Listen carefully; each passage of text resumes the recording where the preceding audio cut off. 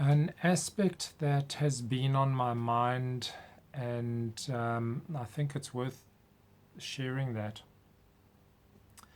That's sort of part of my approach, and I don't always follow it, but I try to, is when you do certain things on a model, various aspects of the model from the early build stages, what extras you're buying for the model, the amount of work you're putting into internal detail, to finish, to decals.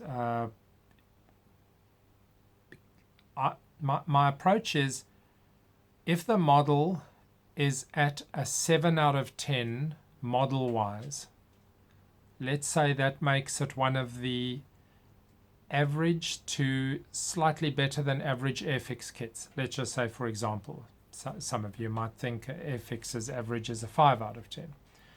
But let's say it's around a 7 out of 10. I wouldn't be necessarily putting photo etch and buying extra decal sets for a model which is a bit on the lower side of the spectrum. An aeroplane which is a 5 out of 10, I'd be borderline deciding whether to build or not. The kits which I just rule out completely, I would sort of regard as less than that. But now what I mean is, take this Matchbox Mitchell, for example. It just recently had a little accident, so the tails are missing. This one goes back a long time, probably 1992, 3, 4, 5, somewhere around there. Now, a Matchbox is an average kit. Nice fit, interesting to build. I like them a lot, but let's face it, they're just a Matchbox kit. They're nothing to brag about compared to many other kits we could name. But I did an astonishingly good scratch-built cockpit and bomb aimer's compartment. You know, even researching and building the Norden gun sight. I think it was the Norden gun sight, whichever gun sight that was at the time, I can't remember. And even that little gun sight had something like 20 pieces on it.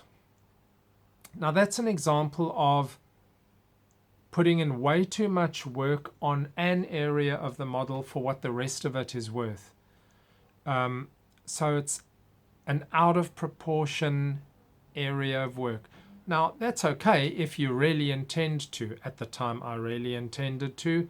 I did a lot of areas, a little bit of detail on the undercarriage, a paint job which I wanted to put on at the time, which was very heavily weathered, which a lot of people said was overdone. I don't particularly think it is for some of the photos that exist.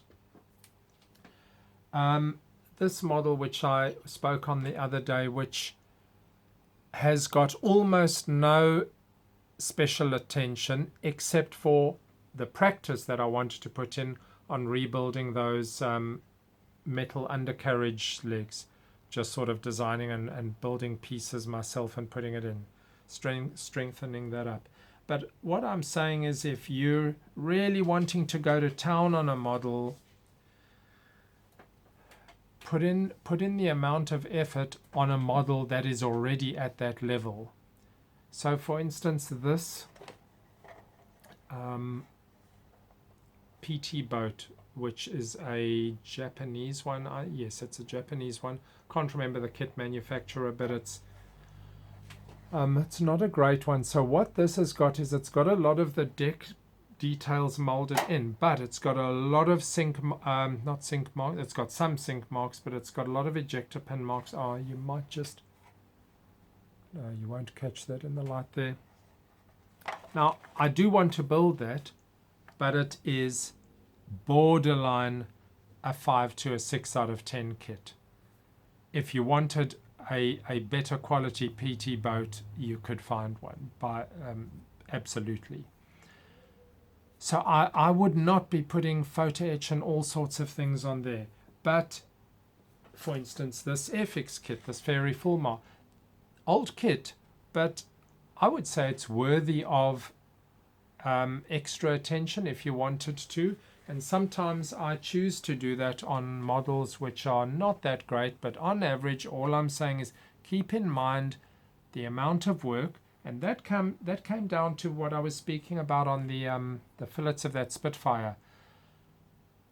There isn't really a point in you going all out to ensure that you've got no lines that weren't supposed to be showing on this aircraft if overall it's got such glaring other faults on it.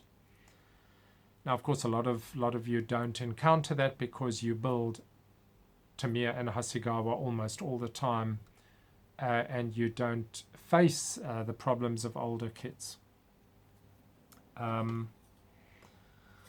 So yeah, add comment on your thoughts on that issue. I just wanted to give a quick one on that.